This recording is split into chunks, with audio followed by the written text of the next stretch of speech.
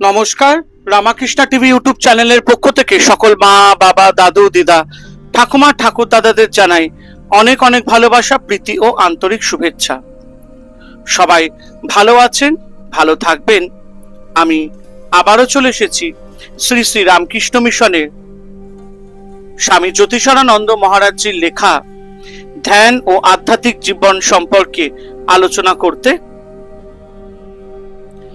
আজকে আমরা আলোচনা করব ধর্মের মূল বিষয়গুলিকে আনুষঙ্গিক বিষয় থেকে পৃথক করা। স্বামী জ্যোতিষানন্দ মহারাজজি বলছেন, আধ্যাত্মিক অনুসন্ধিতর ক্ষেত্রে অপরিহার্য দ্বিতীয় গুণ হলো ধর্মের মূল অংশগুলিকে আনুষঙ্গিক অংশ থেকে পৃথক করার ক্ষমতা। যারা ধর্মের এই আনুষঙ্গিক অংশগুলিকে প্রকৃত আধ্যাত্মিক জীবন বলে ভুল করে ও অসংলগ্ন আচার অনুষ্ঠানগুলির মধ্যে পথ হারিয়ে ফেলে, তারা কখনো আধ্যাত্মিক উন্নতি লাভ করতে পারে না। তথাকথিত গোড়া লোকেদের এই দশা। তারা ধর্মীয় অনুষ্ঠানের অনুশাসনগুলি কঠোরভাবে পালন করা সত্ত্বেও যে অবস্থায় ছিল সেখানেই থেকে যায়। তারা মূল উদ্দেশ্যটিকে ঠিক ধরে উঠতে পারে না। ধর্মপুঁথিগত বিদ্যা থেকে আলাদা ও তার থেকেও আরো বেশি কিছু একটা। আজকাল সর্বত্র বই পাওয়া যায়। সব ধর্ম পুস্তকের মাধ্যমে বিভিন্ন ধর্মের বার্তা বিভিন্ন রূপে সকলের কাছে তুলে ধরা হচ্ছে, কিন্তু কেবল পাণ্ডিত্য বুদ্ধিগত অনুশীলনে সত্য বস্তুর উপলব্ধি কখনোই হয় না। বৌদ্ধিক জীবন সম্বন্ধে খুব বেশি চিন্তা ভাবনা ও খুব একটা উচ্চ ধারণা করলে একং সদীপ্রা বহুধা বদন্তি রূপ ধর্মের মূল সত্যের উপলব্ধি হয় না। সাধক নিঃশেষে আত্মবিদ্যার বিষয় অনুশীলন ও আয়ত্ত করবে, কিন্তু পাণ্ডিত্য অর্জনের পর সর্ববিধ এষণা কামনা ত্যাগ করে আত্মজ্ঞান রূপ বল মাত্র অবলম্বন করে জীবন যাপন করবেন। সরল না হলে আধ্যাত্ম জীবন হয় না। আমাদের সব রকম ছলনা, অসত্য কথন, গোপনতা প্রিয় মানসিকতা, অসাধুতা, মানসিক ভ্রষ্টাচারিতা বর্জন করতে হবে। তবেই আমাদের অধ্যাত্ম পথে কোনো উন্নতি সম্ভব। অধ্যাত্ম সাধককে ন্যায়পরায়ণ, সম্পূর্ণ ঐকান্তিক, উন্মুক্তমনা ও ধ্যানশীল হতে হবে। আত্মগর্ব, পাণ্ডিত্যের গর্ব থেকে সম্পূর্ণ মুক্ত হতে হবে। আত্মজীবনের মূল কথাগুলি জেনে ঈশ্বর সম্বন্ধে পরিষ্কার ধারণা নিয়ে সাধক সাধনায় পবিত্র হবেন। বেশি ফাঁকা কথা পড়তে নেই, তাতে কেবল বিশৃঙ্খলা ও অশান্তির সৃষ্টি হয়। ধর্মগ্রন্থের বাক্যস্তূপ ঘন অরণ্যের মতো মনকে বিভ্রান্ত করে। তাই বুদ্ধিমান ব্যক্তির উচিত আত্মার স্বরূপ জানবার জন্য উত্তম করা, ভাষায় ব্যুৎপত্তি, শব্দ প্রয়োগে নিপুণতা, শাস্ত্র ব্যাখ্যায় চাতুর্য, কাব্য অলঙ্কারাদিতে পাণ্ডিত্য বিদ্বান ব্যক্তিদের ভোগ্যবস্তু প্রাপ্তির সহায়ক হতে পারে, কিন্তু এগুলি মুক্তি লাভের সহায়ক হয় না। তবে যেন মনে করা না হয় যে অধ্যয়নাদি বর্জনীয়। শাস্ত্রাদি অনুশীলন নিশ্চয় করা উচিত চরম সত্য উপলব্ধির জন্য।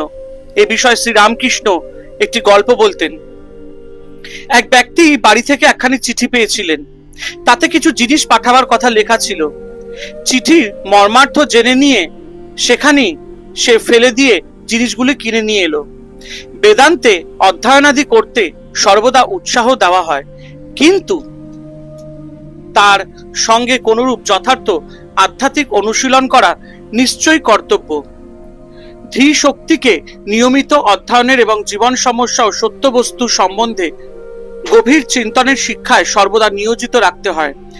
নির্দিষ্ট পদ্ধতিতে বই পড়া এবং স্বচ্ছ গভীর চিন্তনের অভ্যাস গড়ে তোলার প্রয়োজন। এর ফলে কোনোদিন কিছু গভীর অধ্যয়ন না করলে অশান্তি বোধ হবে। দৈনন্দিন অধ্যয়ন আধ্যাত্ম সাধনার একটি বিশেষ অঙ্গ হওয়া উচিত। বুদ্ধিজীবনের মহৎ উদ্দেশ্য ছিল জনগণকে আচার অনুষ্ঠানের বিষয়ে বেশি চিন্তা না করে ধর্মকে নিজ নিজ জীবনে জীবন্ত করে তুলতে বলা। পবিত্র ধ্যান পরায়ণ অধ্যাত্ম অনুশীলনে অভ্যস্ত ও সংযতমনা জীবন যাপনের মাধ্যমে জীবনে নীতিপরায়ণ ও পবিত্র না হয়ে আধ্যাত্মিক হতে বা সেই পথে অগ্রসর হতে কখনোই পারা যায় না, তাহলে সেই মূর্খের স্বপ্ন হয়ে দাঁড়ায়। বুদ্ধ ঈশ্বর সম্বন্ধে কি বলেছেন? তিনি ঈশ্বর সম্বন্ধে কিছুই বলেননি। আধ্যাত্মিক জীবনের পক্ষে ঈশ্বরের কথা বেশি বলার থেকে তার পথে চলা আরো বেশি প্রয়োজনীয়। লোকে প্রায় বলে, হে ঈশ্বর, তুমি কত সুন্দর, তোমার আকাশ কত সুন্দর, তোমার নক্ষত্র সমগ্র সৃষ্টি কত সুন্দর। কিন্তু তারা ভুলে যায় যে সৃষ্টির চেয়ে সৃষ্টিকর্তা আরো বড় এবং তিনি এই সব ক্ষুদ্র জিনিসের জন্য গর্ব অনুভব করেন না। মানুষের দিক থেকে এটি বড় মনে হয়, কিন্তু ঈশ্বরের দিক থেকে এটি তো অতি ক্ষুদ্র। তাই বাহ্য ঐশ্বর্যের জন্য ঈশ্বরকে স্তুতি করার চেয়ে তার পথে চলা বেশি প্রয়োজনীয়। এইরূপ স্তুতি প্রায়শ কেবল বাক্সর্বস্বই থেকে যায়। একবার বুদ্ধকে প্রশ্ন করা হয়, ভগবান ঈশ্বর কি আছেন? আমি কি বলছি যে ঈশ্বর আছেন? প্রশ্নকর্তা বুঝলেন অতএব ঈশ্বর নাই, কিন্তু বুদ্ধ প্রতি প্রশ্ন করে বললেন, আমি কি বলছি যে ঈশ্বর নাই? সব রকম ফাঁকা চুল চেরা তর্ক বন্ধ করে যাতে মানুষ তার দুঃখ কষ্ট মোচনের দিকে সচেষ্ট হয়, তাই চেয়েছিলেন শ্রী বুদ্ধ। তাই তিনি বললেন, একটি বাড়িতে আগুন লাগলে তুমি কি আগেই কারণ অনুসন্ধান করো, না আগুন নেভানোর চেষ্টা করো? কিন্তু প্রায় আমরা মূর্খের মতো প্রথমে কারণ অনুসন্ধানে ব্যস্ত হই এবং সেই কাজ শেষ হবার আগে বাড়িটি পুড়ে ছাই হয়ে যায়। ধর্মের সারকে অসার আনুষঙ্গিক অনুষ্ঠান থেকে পৃথক করতে শিখতে হবে। আজকের এই আলোচনাটি মাফ করবেন, স্বামী জ্যোতিষানন্দ মহারাজজির খুব সুন্দর লাগলো এবং খুব ভালো লাগলো, অনেক কিছু জানতে পারলাম আমরা। এবং সত্যি এই যে ধর্মের মূল বিষয়গুলি, এগুলো আমাদের জীবনে খুব দরকার।